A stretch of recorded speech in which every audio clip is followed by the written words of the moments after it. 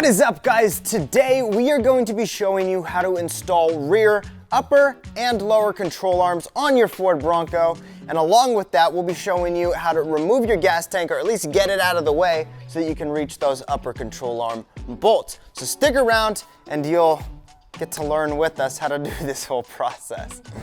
Alrighty folks, so the first thing we have to go over is what trailing arm did Mitch Creel at Wild Horses decide to go with. And I am happy to announce that I have decided to go with none other than the Baja Kits rear trailing arm.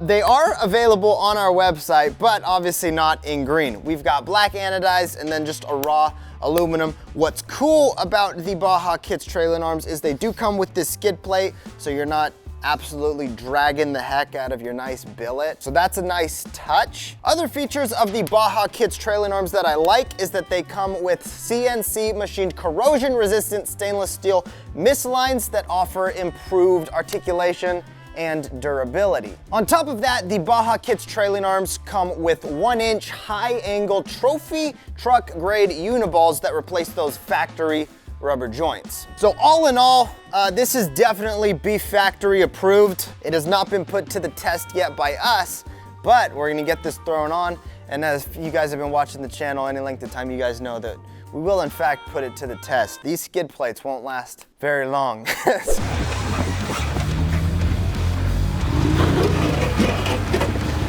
Know that they are available on our website, so if you want to go down that rabbit hole, check it out, give us a call with any questions that you have. With that said, we're going to go ahead and get into the install. One disclaimer that I've got to give is that I've never done this before. You guys know that on this channel we are very transparent, so you guys are going to be learning along with me, but we're going to take a bunch of shots of everything that we do. We're going to show you guys step by step how to do it yourselves. If we run into any problems, we will share them along the way. So with that said, we're gonna start by ripping that gas tank out. The first thing you'll want to do is start by removing your gas tank skid plate bolts. I also like using an adjustable jack stand because it helps support my fuel system, especially when up on a lift like it is. I left 2 bolts installed near the front of the tank, but I loosened them just enough to start dropping the rear of the tank. As you drop the tank, keep an eye on your hoses and wiring, making sure you aren't overextending them. Once you have access to the hose and coupling, you can start removing those. Okay, so the first thing to talk about with doing this gas tank removal is this quick coupling. If your Bronco's clean, this should go very simple if you can figure out how to actually get this thing undone. For me, I was trying all the different things that I knew to get this thing undone and it wasn't working. It's because there's so much crud built up in here. But the way you want to remove this coupling is what you'll do is you'll pull up on this front tab. So here, we're gonna put it in. This is how it's sitting. If you look in there, what you do is you grab this piece, you're gonna pull him up and unlock him. Then there's this tab on the rear. You're gonna push that down and watch this blue piece on the bottom. What that does is that actually releases, it goes into the divot, and then you can pull it out. I don't even get that. What? Anyways, that's how you get that guy off. Now we're just gonna take this big hose off right here, and hopefully that'll give us enough room to just kind of slowly drop it down and we'll go from there. Once you peel the filler hose off, you can continue to lower your gas tank till you have access to the upper arm bolt. There she is, folks. That is what all the trouble's about. Use an impact drill to remove the bolt. Shabooyah, baby. Once the top bolt is removed, use a screwdriver to remove the cap on the axle side of the upper arm. Use an impact drill to remove the nut. Once you pull the bolt out, the moment.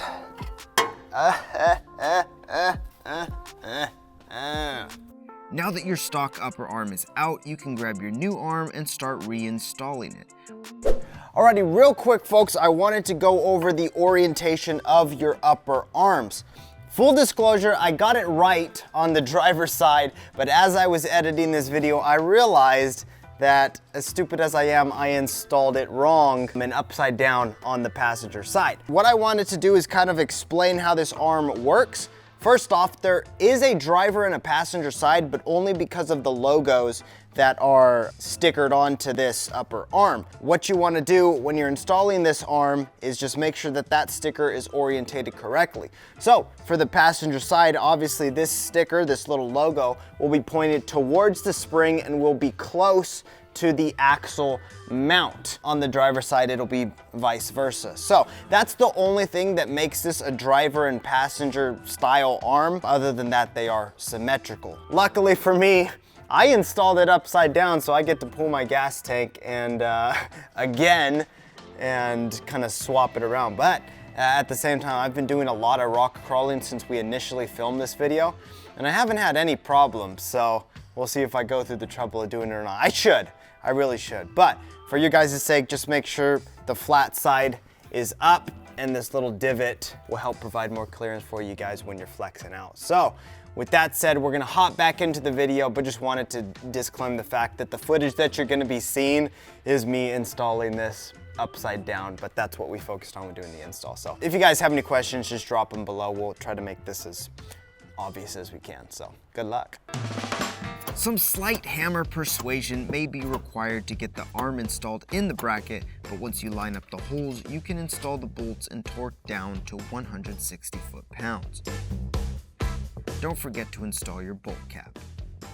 Okay folks, so there you got it. The upper control arm for the passenger side is in. Couple things to note as far as difficulty goes. Was a little hard to get the misaligns in. It'll take a little bit of fandangling, but with enough patience, you'll get it. So all we have to do now is tighten this stuff back up.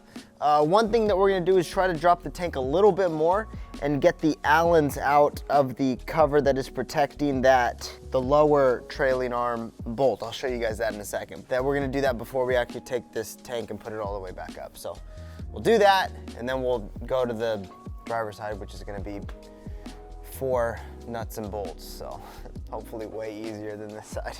I have no complaints so far though. It's fairly breezy install with the usual shop hiccups. To start the passenger side lower trailing arm, use a T25 to remove the bolt cap. One thing to note is a lot of people will just unbolt this, push it out as much as they can, and then cut it. Baja Kits does supply a new bolt if you want to go that route. But one thing is, if you come in here and check it out, there is quite a bit of play with this gas tank, so you should be able to make enough room to get up in there and zap these suckers out. All right.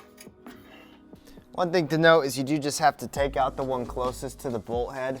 The other one you can just loosen a bit and get it out of the way enough for you to loosen the nut on the trailing arm and pull this thing out. So use an impact to remove the nut, then try smacking the bolt out. If that doesn't work, scratch that idea. Unfortunately, we are like 2 threads away from having this thing out, but there's no other place to move this gas tank any further. So unfortunately, that means that'll do it, ladies. once your upper bolt is removed, you can remove the lower bolt and pull your stock arm out.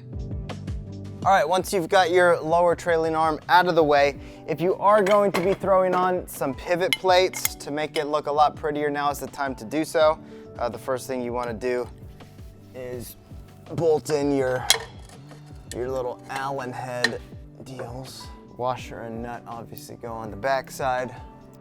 All right, so now you're ready to throw your new lower trailing arm in. One thing to note is that with the bolt that Baja Kits supplies, first off, they supply some extra bolts if you get the pivot plates, but let's say you're not running the pivot plates. You're gonna find that this bolt is gonna be pretty stinking long.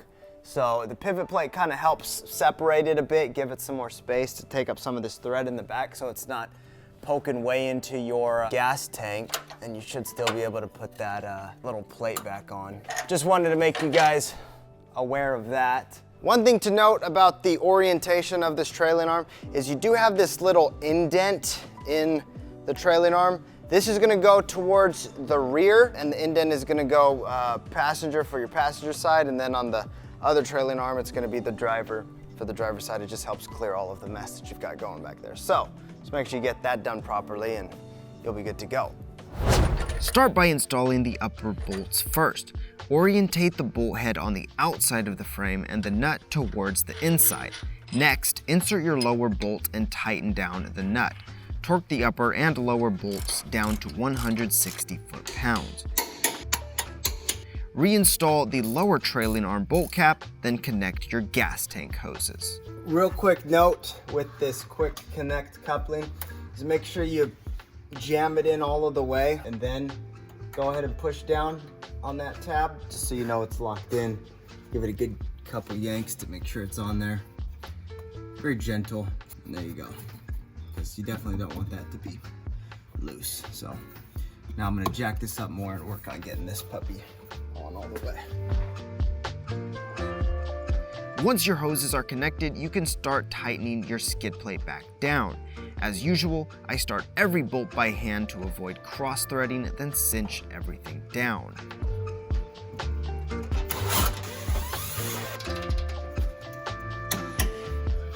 All right, folks, so we are crunched on time. We've got about 30 minutes before this whole place shuts down, which means that the camera guy, Emmanuel, has to go. I could obviously stay and finish this up.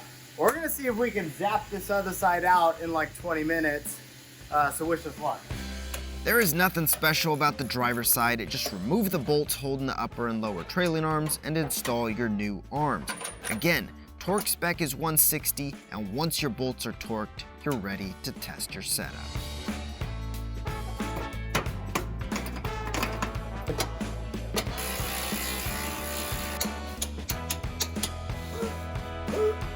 Time. Nice. 2 minutes of overtime.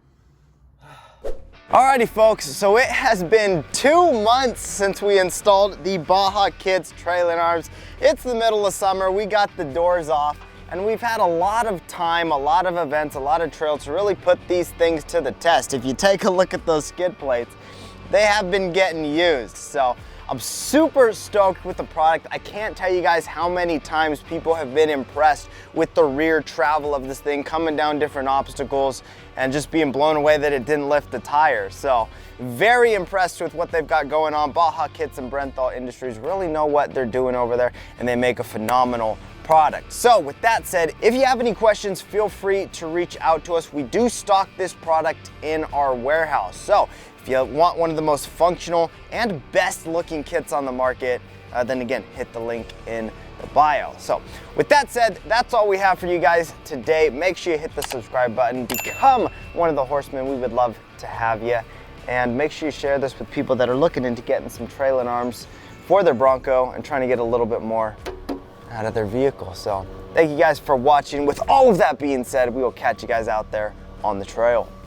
Peace!